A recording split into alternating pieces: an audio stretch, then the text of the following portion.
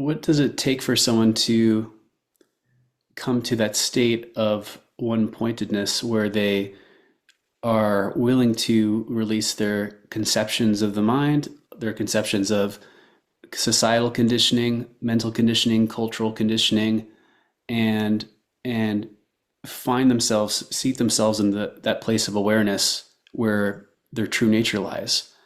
First, you have to realize that you're suffering. Most people don't realize they're suffering. They think, oh, I'm pretty good. I've got a good life. I've got a wife and kids. I've got da-da-da. And I'm doing all right. I'm doing all right. That's suffering with a trance on top of it. You take away the trance and you realize, are you unhappy and unfulfilled? And have you always been basically unhappy and unfulfilled? And if that's true, then are you going to continue down that path? Or are you willing to stop and go in a different direction?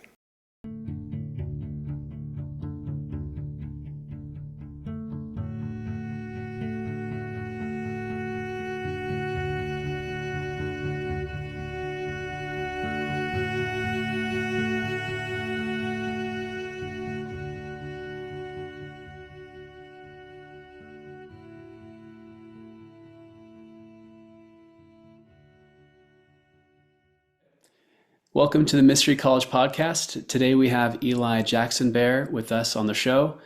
He is a remarkable school, the Leela School, and he teaches people many skills for sudden awakening through his lineage with Papaji, through hypnotherapies, and through a very brand new program for psilocybin facilitators. Welcome to the show. Well, thank you. Glad you have me here, Jake. Glad to address your audience. Yeah, yeah. So I'd love to hear a little bit more about what brought you to the story of how you met Papaji, and then also the what it means to be awakened in the sense that you share, describe, teach, and then I'm really curious too about the other modalities that come into play with that, like hypnotherapy or psilocybin. So, Jake, for me, it really started back when I was a federal fugitive during the Vietnam War, and I was searching for how to stop the genocide. And I didn't know what to do. I had guns and dynamite, but I didn't want to hurt anybody. But I knew I had to give my life to stop the war. And so that was the first requirement for me, was I willing to really give my life to stop the war? And then when I saw that I was, LSD took me to the other side. I woke up and realized my true nature. And I realized that that is the solution that I was searching for. We can't beat them with guns, but we can all wake up to the realization of who we are, and the world will come to peace and freedom. And so that was 1972, and that became my mission. How do I pass this on? And I didn't know how to pass it on. I tried giving people acid. That didn't work. I mean, I did acid circles and ceremonies, but that didn't work. And so I had to find some way to pass it on. And so I searched for teachers, and I found many beautiful teachers. Kala Rinpoche came to my small town in Bolinas in 1978 and had a dream about me and made me the head of his Dharma Center in Marin County, the first Dharma Center for Tibetan Buddhism in Marin County.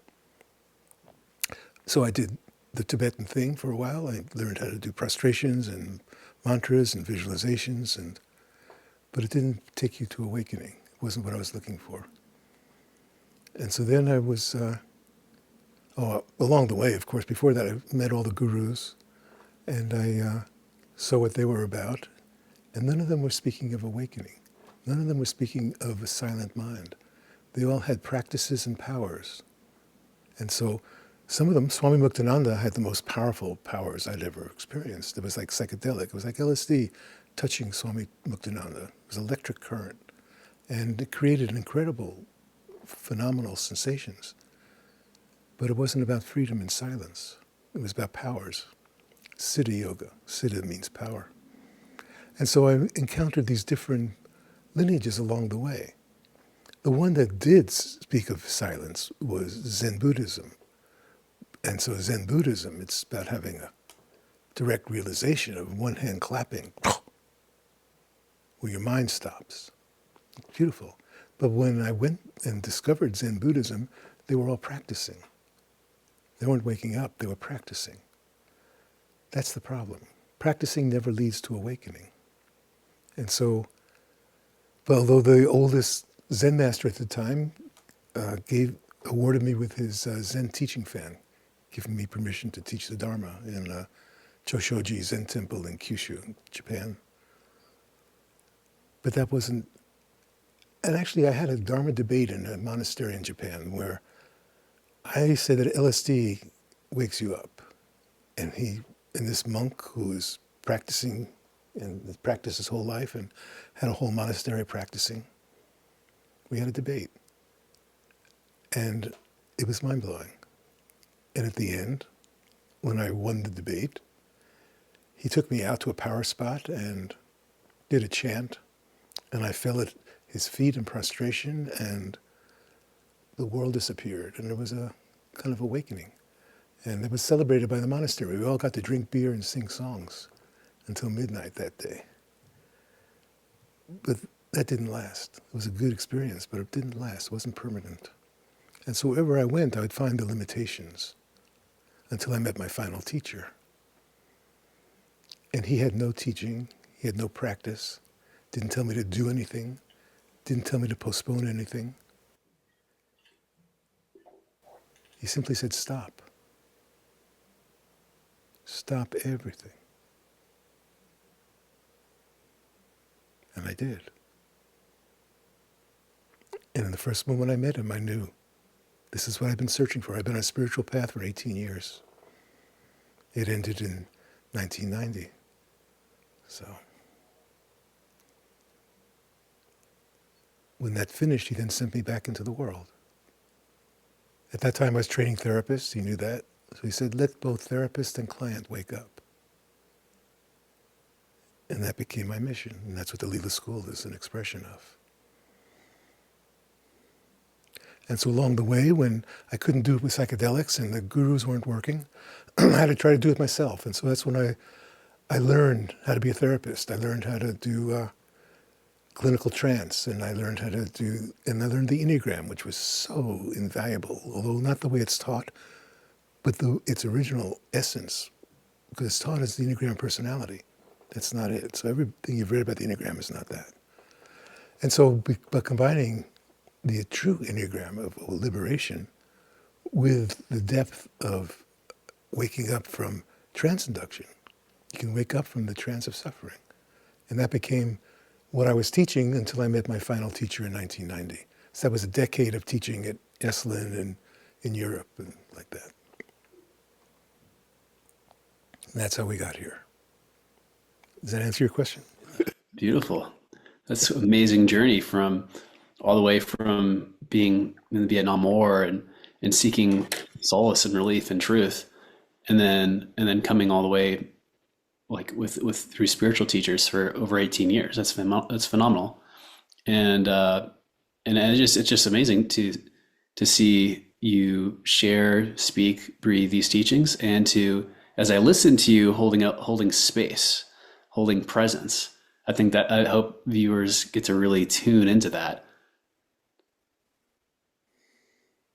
Yeah. So one thing I'd love to lean into as well is the is the and in some sense there is no teaching, there's nothing but the presence.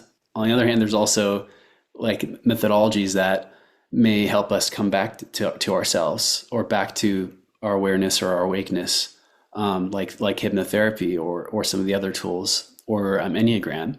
So I was wondering if we could kind of cover a few of those tools for folks so that they can come to that same state of realization in themselves in their own way. So the way to come to start is you first have to know what you want. Most people don't know what they want. They never really seriously ask themselves, what do I really want in this life? What will I die for? What will I live for? That's the essential question.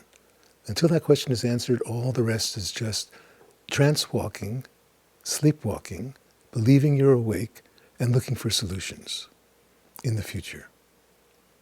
But once you know what you really want, and that's, First, you have to see all the conditioned wants. You want a family, you want success, you want a career, you want money, you want children, you want whatever it is.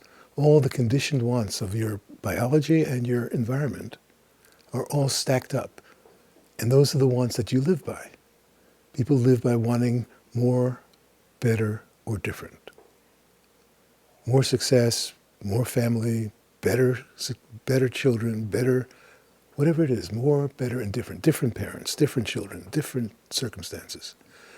And that's what people chase their whole lives because they don't know truly what they want, because none of it makes you happy. You have moments of happiness, moments where it's blissful, moments of joy, but they never last because they're on a ground of suffering, because you don't know your own nature. And so first you have to find out, what do you really want, bottom line, deeper than all of the animal conditioned wants, deeper than the society wants?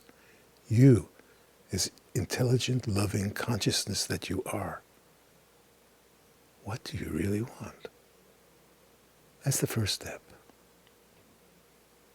When you've answered that question, quite naturally you start to see, what are you serving? Are you serving what you really want or something else? If it's what you really want, you have to give it 100%. So you see how much of your time is given to all these other wants and desires and fears and attractions. And you have to be willing to look at yourself and say, okay, is this how I want to spend my time? Sure, it's fun to hang out and do whatever it is I'm doing.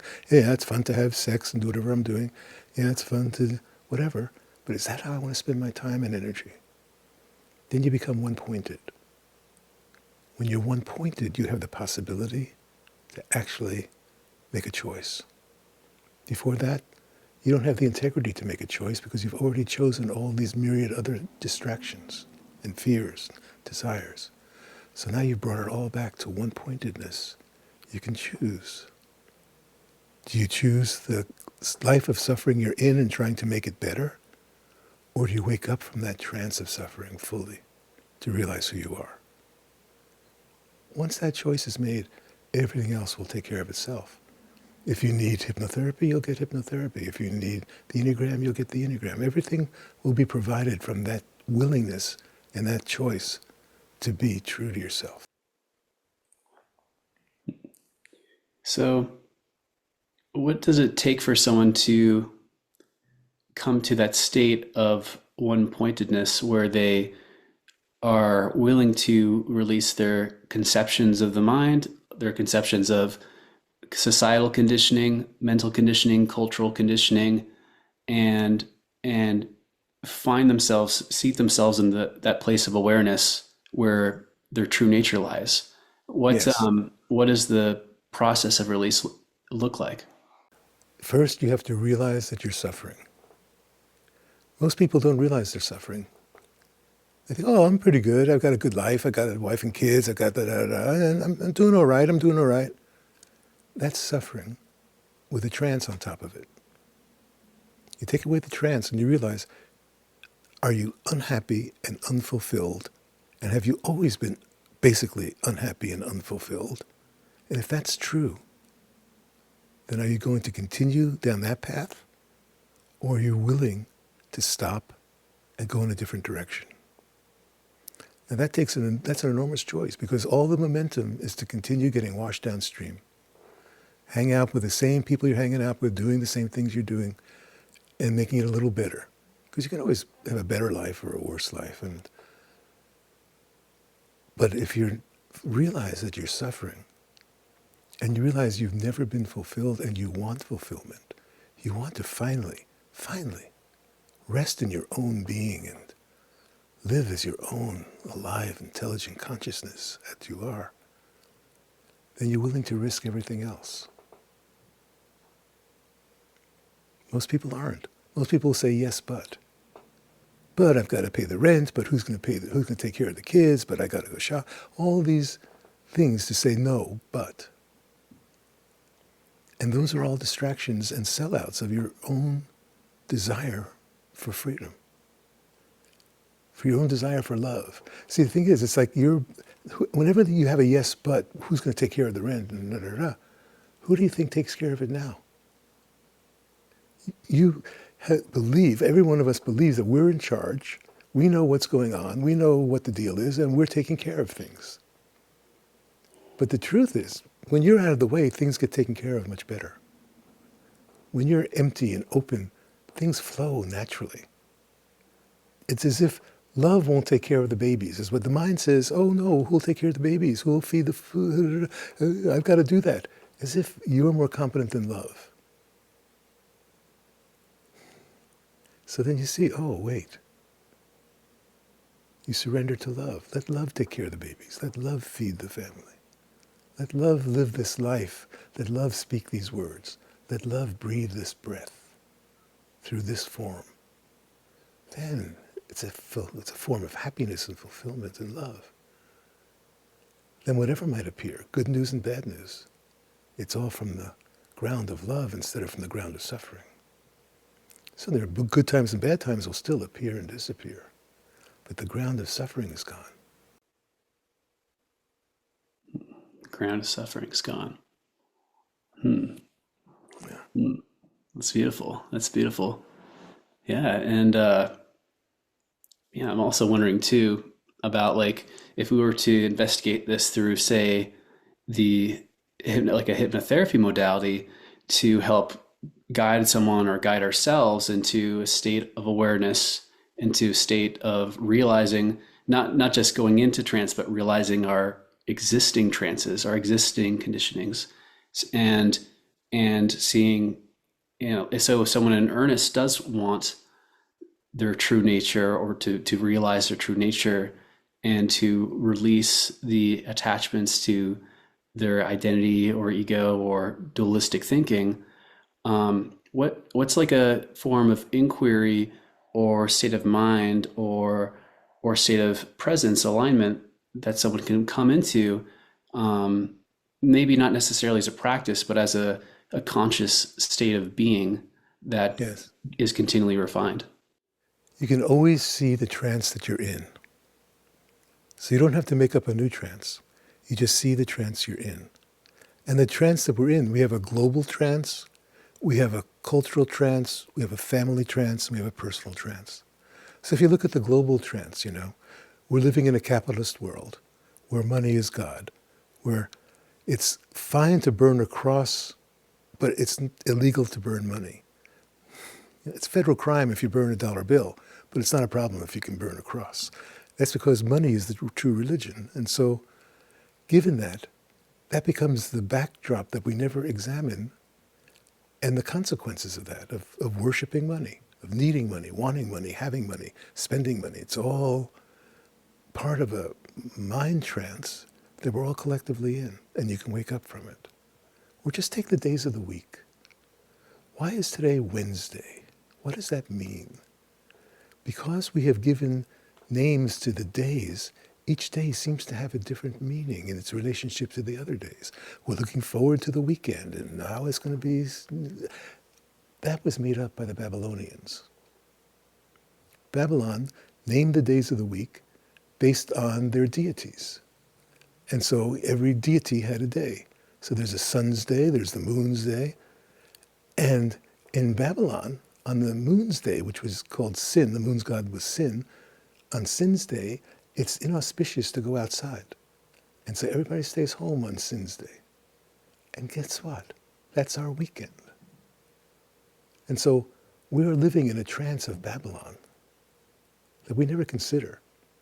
Just that's the way it is. But what if in this moment, for a moment, the days of the week lost their names? What are the implications? How would that change our world if suddenly every day was exactly like every other day? There are no weekends. There is no Sunday and Monday. It changes everything. Because our whole factory system and capitalism is based on having a time and space formula with a grid work that you know what's happening step by step. It changes everything. The Aymara people in Bolivia don't see the past as behind them and the future ahead of them like we do. They see the future is behind them and unknown, and the past is in front of them. So when they're looking forward, they're looking into the past. They see what's already happened. They don't see what's coming. That's the future. If you change your orientation that way, Western civilization would not have happened. Because Western civilization is based on a forward future movement, which is just a trance of how we have organized the random world. I love it. I love it. And it's making me think too about other types of trances to be deconstructed. We've talked about some of the more global trances, things that have been trances for thousands of years, constructs like calendar systems or Yeah. or directions or these things, these labels that we use to organize and construct a consensus of reality. But that Yes, consensus of reality is not reality itself. They're that's signposts it. or fingers pointing at things. And it's one thing as an intellectual exercise, but it's another thing experientially when one can experience release of this or really like on a energy frequency or a state of awareness, a state of Yes. realization. So what if as an experiment right now, we just make believe that everything can stop right here? Everything. Everything that we knew from the past, everything we imagine is coming, just stops for a moment. And past and future just disappear for a moment. And then there's nothing to do. There's nowhere to go. There's nothing to get. You don't have to be better. You can stop right here as you are and allow yourself to sink into the enormity without boundaries. And as you sink in, it can feel so good as layers fall away, like shedding icebergs. And you continue to just be still, sink in even deeper until your mind becomes so quiet. It can feel so good when you have no thoughts at all because your mind is at rest right now. That's right, at peace right now. And in this rest and peace, you're awake, you're intelligent, you're aware. And this awareness can stop where it is, and something even deeper can open, and you can fall in, something even deeper, unknown. It can feel so good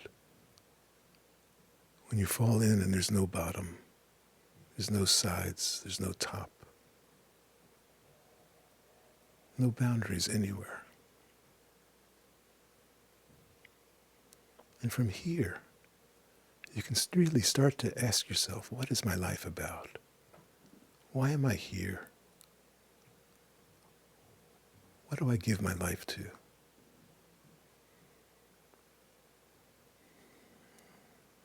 Oh, that's very good. And you can start to notice from here, what's alive in your heart, beyond thought, beyond dreams or imagination? Is there something deeply alive in your heart right now? If you can't find it, that's fine. You know the direction now, in. And if you do find it, so beautiful. Now you know something more deeply than any thought. You find something trustworthy, beyond thought. That's really good. You're doing really well. And then whatever is needed will arise in its own time. Whatever tests come will come.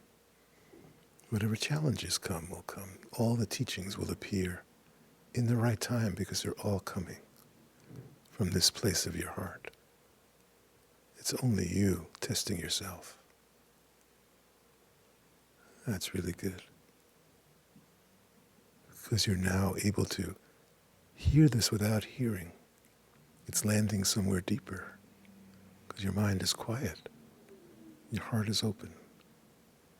And this is the possibility of how to live a life. So when this state changes, as all states will, is it possible that what's realized doesn't come and go, and that you don't come and go? Eyes open or closed doesn't matter. What's in front of you will change. People, places, circumstance. What if you don't change? What if you stay as you are in this moment, regardless? That's very good. You're doing really great, Jake. I'm so glad. And your eyes can open. You can. Yes.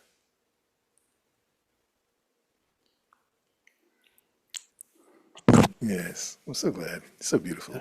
Thank you. Thank you. I appreciate that gift. Mm. Thank you. And I hope others were able to follow along as well, as long as they're not driving or they're in a safe space. Thanks. Yeah. And one thing that occurred to me in that space too was the holding space for others, sometimes having a like the Leela School. You were before the show started. You were mentioning me that Leela is the Sanskrit word for play or being outside of the samsara, the cycle. So in a sense, the exercise we just did together was a way of stepping outside that cycle. Yes. I was wondering about the role of a teacher or someone or a coach or someone who can share or a therapist a perspective or experience, guides an experience outside that cyclical samsaric circle and into a state of lila or play. And Well, what does that look like? depends on the depth of the teacher or the guide or the coach or whoever you call it. You can't take anyone deeper than you've gone yourself. The tendency is to hear it and conceptualize it, and then teach concepts like emptiness and oneness and we're all one or whatever it is. These become spiritual concepts that are used to substitute for genuine depth. And so someone once asked my teacher, why are there so many false teachers? And he said, because there's so many false seekers, and everyone needs a guru.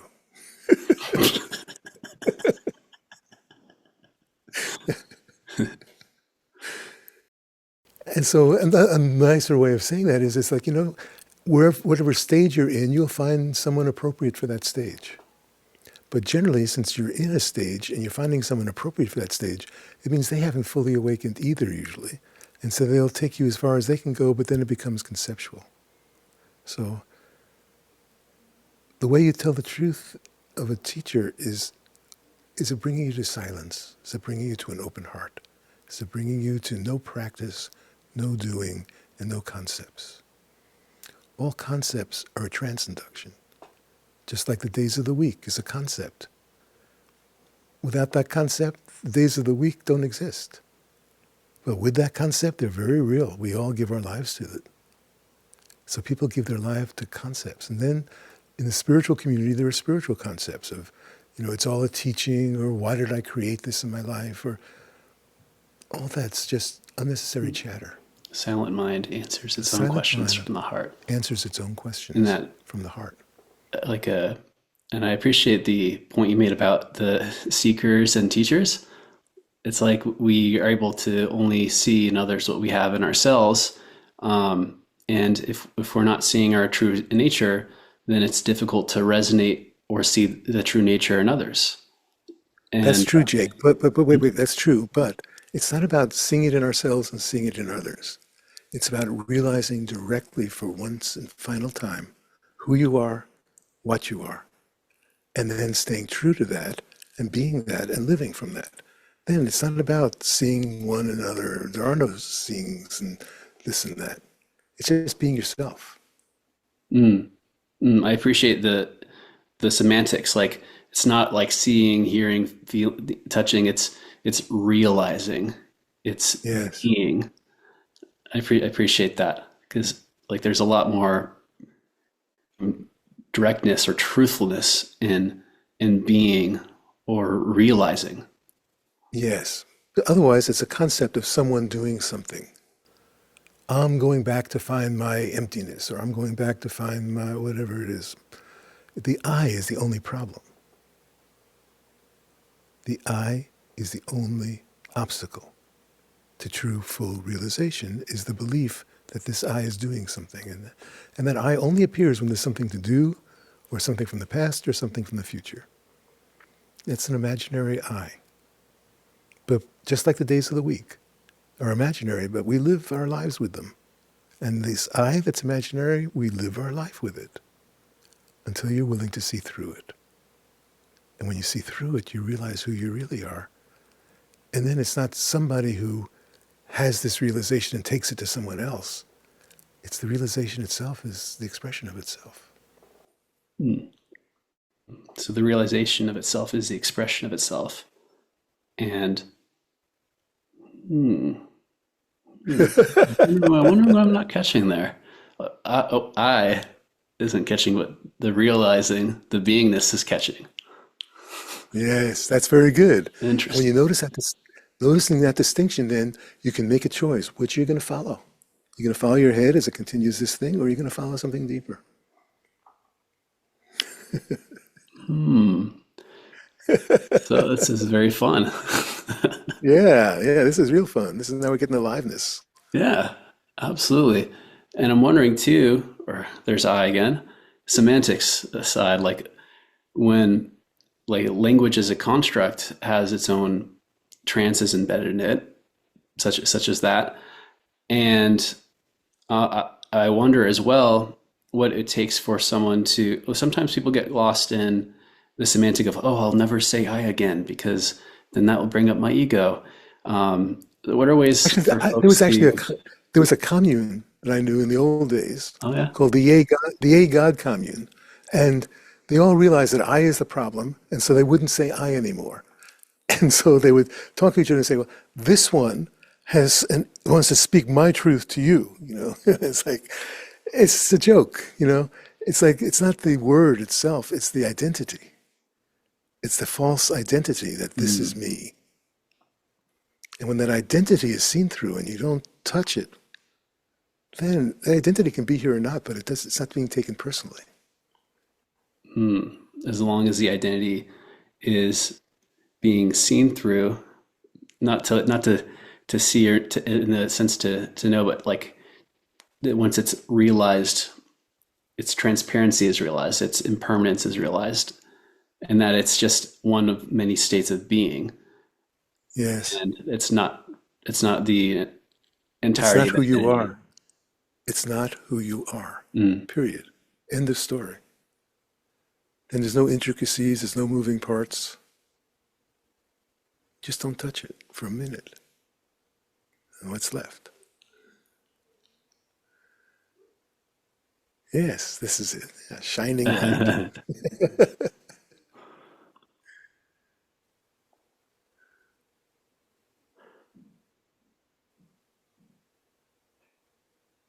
Yes, changes everything. Suddenly, the whole normal world isn't normal anymore. You are what's normal. You are what's natural, not normal. Natural is very different from normal. Natural is very different than normal. I think collectively, more and more people are aware of that every day. Yes, that's right. This is an awakening, as the world is in such horror. The doors of liberation are open. It's time for everyone to wake up. That's the only solution. Nothing else will do it. Hmm. I'm a bit lost for words because I'm experiencing what you're sharing and the gift you're offering, and it's beautiful. And I'm excited for viewers, listeners to tune into this as well. And so I'd love to invite folks to keep tuning in, feeling, and Eli, like, what are some ego constructs that people tend to have as they're going through like once they've touched this, and Yes. and perhaps they can, because one can touch this and still not quite see through the transparency or the impermanence of the self. And in that, Okay, sometimes they can develop ego structures to protect them. exactly. Because the one who touches it, or for a moment, that's still the egoic identity that touches something beyond itself and then comes back. And now it remembers that and it knows that, but it's still back as somebody who had that experience. That's the identity that finishes. Then there's realization that's deeper than any thought, deeper than circumstance. It's a certainty. It's something you know deeper than you know your name. You know it deeper than the next breath. And then that naturally expresses itself. But until then, as you said, people have tastes and then they come back. And then they have tastes and they come back. It's like each taste is a kind of samadhi. Samadhi means bliss. And so traditionally the story is, each taste is a samadhi, and that's a dipping into the well. You throw the bucket into the well of bliss, you bring it back and drink, and you have this extraordinary, blissful, intelligent, loving experience, and then you get thirsty again. But eventually you throw the bucket into the well, and it's finished. But until that time, each time you have this taste, the possibility is either to deepen from it and learn from it, or to conceptualize it and make it into an object of me. Now, I have this experience. I have this realization. I know myself as emptiness. Therefore, those are the traps. The traps are the subtle thoughts to re-identify as an entity separate from the experience that you had. Because love doesn't say that. Intelligent love is love as it is. It doesn't have to say, oh, that was my experience and now I'm... Love is prior to that. Intelligence is prior to that. And so it's just the subject-object relationship, as long as you're talking about grammar. And the subject-object relationship means me and it. That's the primary duality of existence. Me and it. Whether the it is the outside world or the it is the blissful interior of my experiences. It's still me and it. But when me and it collapses, when there's no me and no it, then there's only I, as I am, love as I am, intelligent, conscious love as I Hmm. Hmm. And going back to the points you're sharing about once you go deeper than the label of one's name or egoic structures, in the well analogy, at first we drink from the well with our hands, or we scoop up a bit with our bucket, pull that up, but then eventually we there comes up there's always a choice of throwing away the bucket and being that well. am. Yes, that's Hmm. it. Because you already are. It's not like something new is being created. You're simply returning to yourself. You're returning to your origin, your true source. Hmm. Hmm. And I'm wondering too what it means when one chooses to spend time with folks or teachers who have who have who are aware of their well, who are awakened to their well, and have their bucket thrown out. They are that. What is the value in seeking out teachers in that process, like yourself, your spouse, who are awakened in their well? If you're called from your heart, you follow your heart. So before I found my teacher, I was already awake from LSD. I was already acknowledged by the spiritual world as being given a Zen teaching fan and running a Tibetan center. I was already written some books. My books were successful. I had a partnership with my true goddess, my love of my life, that we've been together now for 50 years. And I had everything. I had money. I had a great house in Mill Valley, but we were called. It wasn't finished. I had to leave it all behind. And in doing that, preparing to go to find my teacher in India, I had to examine myself. What am I willing to give? And so the first thing I looked at was sex, easy. I've had enough sex. I love sex, great partners, lots of sex or great times, but it was enough. I can give up sex. Money was not a problem. I'd live with nothing. I'd spent my last 3 cents in Peru and lived just fine. Uh, so then I started looking, and so then I said, okay, marijuana would be very hard. Chocolate was really hard. But I had to face chocolate and then marijuana. Those were my two big ones. I said, okay, whatever it takes. But then I had to look at my wife, my partner. She wasn't my wife at that point, or maybe she was. And I had to look at, okay. And the truth was, I couldn't leave my love for her. If that's what it took to wake up, I couldn't do it. I could do it for her sake. If that's what it took for her to wake up, if she needed for me to stop, I would. But not for myself. And then when I met my teacher, he said, how could you give up love? I told him that. I told him all my things. And I said, I'm willing to go chocolate, marijuana, sex with my wife. And then he said, I couldn't give up my love for her.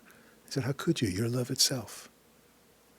And as for marijuana, he said, well, Shiva smokes. And that blew my mind. Shiva smokes marijuana? I said, oh, yeah. He said Shiva's beloved father wouldn't let them get married because he smoked marijuana. And so she threw herself in the Ganga and drowned. And Shiva was so heartbroken, he went and brought her up out of the river. And as he was rising with her into the heavens, tears fell out of Shiva's eyes and they hit the Ganga. And that's where everybody goes every year for the Kumbh Mela, because that's where Shiva's tears hit the Ganga, and everyone's going there to get the taste of the immortality. So this is the story he told me when I told him I smoked marijuana, so.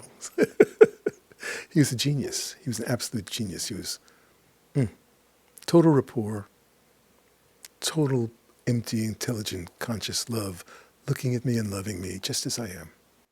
Mm, and that reminds me of the term papaji, like it's like a there's like a fatherly love as Yeah, well. well, when I first met him, I didn't know what to call him.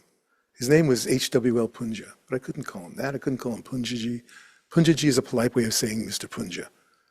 So I asked him the first day, I said, can I call you Babaji? He said, sure.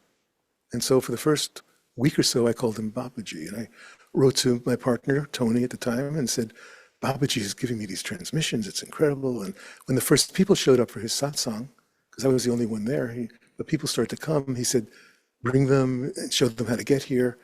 And I referred to him as Babaji. And so those first satsangs, he was called Babaji by everybody. But I ate my meals with him. And while I saw his granddaughters were cooking our food, they called him Papaji. I thought, oh, that's right. That's much better. And so I called him Papaji from then on. Love it. Love it. Very, so much reverence. Mm. That's a beautiful Yep. thing. And I think it's something that some people might miss out on in the Western mind, where there's some hindrances with teacher relationships. Or Yeah, well, most teachers have abused it, in our time, it turns into sex cults. I mean, and it's quite obvious with a lot of them. One of the things my teacher said, a warning, anybody who gives themselves a spiritual name, don't get close to them. Because only your teacher or your student gives you your spiritual name. You give yourself a spiritual name, this is just the ego naming the ego. And if you look at the teachers who have given themselves their own spiritual name, it's pretty obvious. And what's obvious is that they set up sex and power cults. yeah, yeah, I definitely see that. It's if it's coming from ego and it's a shell or a protection. Hmm. So yeah, I wanted to also explore a little bit about the psychedelic uh, therapeutic program your school Hmm. hosts, as that's like a very emerging, burgeoning uh, scope of practice. It's in its renaissance, and it's I think Oregon of all places in the United States, I think it's that and maybe Colorado are on the very, very forefront of this. Yeah, So it's really exciting what you're doing. yeah. Well, that was my mission back in 1972. was to turn the world on with LSD like I had experienced it. I thought if everybody could have what I had, the world would come to peace and freedom. But I couldn't do it with psychedelics back then. And so I went through these other versions. But now it's possible. And Oregon is the first one in the country, and we were one of the first programs in Oregon to offer a certification program to become a psilocybin facilitator, where we integrate in the sacred, the traditional, and the modern, and show you the proper set and setting for someone to have a true depth experience, because it's all about set and setting. Set and setting means your mindset going into it and the environment you're in. When those are set properly, there's a possibility for a true transcendence. And if there isn't a true transcendence, there's always some healing that comes out of it, because the mushroom itself is an intelligent healer. There's no doubt. I mean, the mushroom's consciousness is mind-blowing. Just, well, obviously, that's where the word comes from. Oh yeah, that makes sense. Yeah, and even handling plant medicines, there's just like so much intelligence in them. Even if I haven't tried one before, if I've held it, like there's just many layers there of intelligence that not like loquaciously or with words, but with presence or energy or like a deep understanding and realization. Takes you beyond this dimension of time and space. This dimension of time and space is an illusion. It's part of the trance that we live in. And the mushroom will definitely take you beyond this trance of time and space. Then you get to see what's on the other side. What's real? Where am I? What's going on? It's a whole different realm. And so this mushroom has been around longer than humans have, you know. And one of my acquaintances, old friends at Ashland, Terence McKenna, had the theory that the first humans, when we came down out of the trees and started walking, hunting our animals in the savannah, we hunt through the tracks and the droppings, and magic mushrooms, psilocybin mushrooms, grow in the manure of animals. So how would it be possible that we would have seen them for those many times and never eaten one? I It's, like that because tracking is such a huge component of our hunter-gatherer makeup, and yeah, that's what they like is animal trackings. yeah. And Wow. so there's mushrooms growing up in it. Oh, might as well taste one. And it could be that that's what set off our whole intelligent revolution as humans. I love that theory. Is it Yeah. called the stoned ape hypothesis, or is that like some new term? I don't know what it's called. I remember just Terrence telling me about it in the hot tubs at Esalen one day when we were smoking a joint. But it's written up somewhere. You know, there are people who have checked it. Yeah. Oh, that's too cool. That's too cool. One thing it's probably come up before for you is there's some conceptions about or concerns about like certain psychedelics or and in certain people's brains not being as adequate to handle those types of experiences. That's right. I'm wondering what the thoughts might be.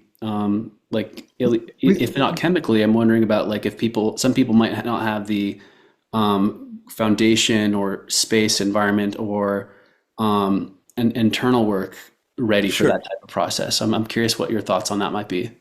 Well, first of all, everybody who goes through our program, or we also do journey sessions for people, you have to go through a medical questionnaire because we need to know what's going on with your brain chemistry. And there are certain, definitely don't do it, don't do psychedelics if this is the situation.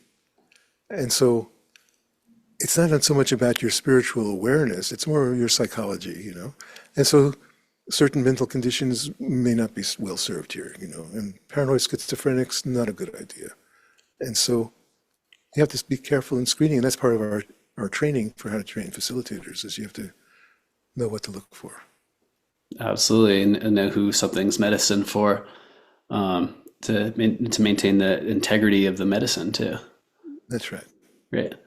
Like some people, not everyone's shamanic journey or journey to back to self, it looks the same. But it's great that there's to have as much of assortment of tools to arrive there effectively Yes. and safely. That's awesome. Yeah, so that's what we do in our psilocybin program. We first teach you how to be a true friend, Mm, how to have a quiet mind and an open heart. And that's the heart of all of our trainings, how to actually show up as a quiet mind and an open heart. That's the first step, you know? And then you start to have the skillful means to deal with whatever's in front of you, both to set up the set and setting, and then for the integration afterwards, because those are really crucial. mm, I appreciate you brought up the word skillful means. It also kind of reminds me of the word expedient means, Yeah, and finding opportunities that are and developing skillful means, but also expedient means for as a teacher or as a facilitator or as or someone on a journey. I think about expedient means in like the Buddhistic sense, where adapting the teachings for the context, language, time in a way that's right. that's transferable to someone depending on their level of awareness or consciousness. Um, That's skillful means, is to be able to meet people where they are. oh, okay. There we go. Yeah. So expedient means same thing, I guess. So it's really, if someone is in a deep sleep, you don't rudely wake them up. You know, you see, most people are babies and they're sleepwalking. And when you can see that, it's like you don't go around poking them. But people who are ready, who are called, you then have an open heart and a quiet mind, and you can meet them where they are. Because Fantastic. that's another great tendency of our culture is we're truthing everybody all the time. You know, like, oh man, that's just your fixation, or oh no, that's your thought, or oh why it's like that's crazy. It's only fixation judging fixation. So that conversation is not necessary ever. Judging fixation. Yeah, judging someone for being asleep. It's like the whole world is asleep. But if suddenly you have an awakening and a realization, you can start to say, oh, that's just because you're just doing that because, forget all that. I see. I see. Yeah, because then it's one of Yeah, the guardrails, if you will. good. Okay. Yeah. And so, is there any last pieces of advice or resources you'd point folks towards who are looking to come to their full awakening and self-realization? Well, you know, that's what I did the first thing when we started speaking together. I don't know if you remember, Jake, but the first thing I started with was, "What do you want?" Yeah. And so if that's their question, they can replay that part of our talk, you know. And so, really, it's about staying true to your heart. But you can't stay true to your heart until you know your heart, and you can't know your heart until you're really willing to give everything to it. Otherwise, it's heartbreak. Otherwise, you're cheating on your heart. You're betraying your heart, and not even conscious of it. Just that's the way I'm living my life. I didn't have any awareness that I was doing that. But when you notice you're suffering and you're willing to end it and you start looking in the right direction, you can stay true to love, true to silence. Thinking about it will never give you a solution. Questioning. If you think, oh, I'm not sure if I should do this or that. Neither one. That's all in your head. Should I do A or B? No. And so then it comes back to coming back to that question, what do I really want? And Yes. and staking a big flag there and keeping focus Yes. there, keeping that, let that be the one pointedness until your true That's one right. pointedness comes into awareness. That's it. Putting that stake in the ground and saying, I am here and I'm not moving. Come and get me.